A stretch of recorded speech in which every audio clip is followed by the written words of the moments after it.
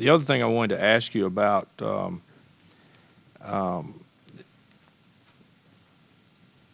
recall and how it goes about. I mean, well, I'll ask Dr. Solomon this because you were talking about the recall, and I guess you have a web page and that you put something out on the recall. Rite Aid just had a recall, I think, last week of some of these peanut products. Rite Aid is a pharmacy that I do business with in Hogansville, Georgia. But why would they have waited so long to do a recall? And I think that either you or Dr. Peterson mentioned that you know who has bought these products and who's using it and who's using it in their food processing, I guess. Why would it take so long to do the recall? Because as these recalls are stretched out, it makes it more severe to small business. I mean, if it was a one-time operation. Second point is from the FDA. I think y'all had issued a statement that it was very unlikely or not likely at all that this was in, I guess, Jif or Peter Pan or the jarred peanut butter. And is that true or not true? And you can answer in any order you want.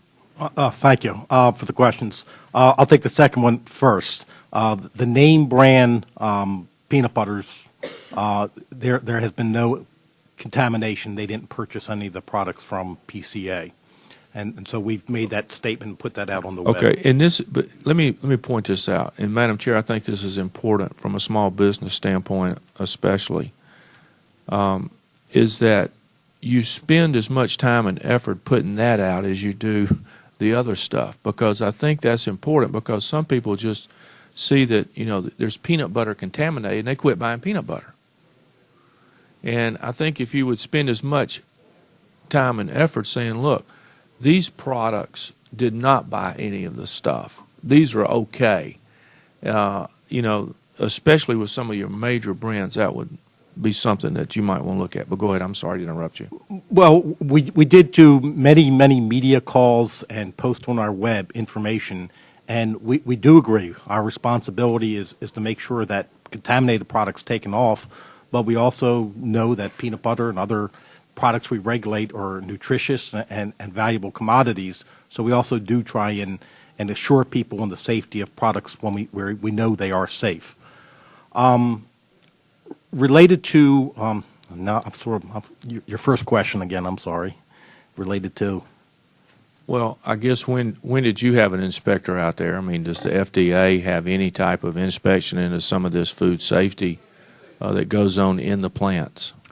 We do. FDA had an inspector in this plant back in 2001, and then we've had contract arrangements with the state of Georgia that does work on our behalf, and they had inspectors in that plant in 2006 and 2007 doing the work for FDA.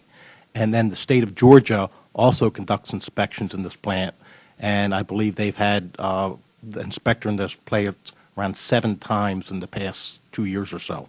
So who you're contracting with is not necessarily an independent or a private contractor, but could be a state or local agency.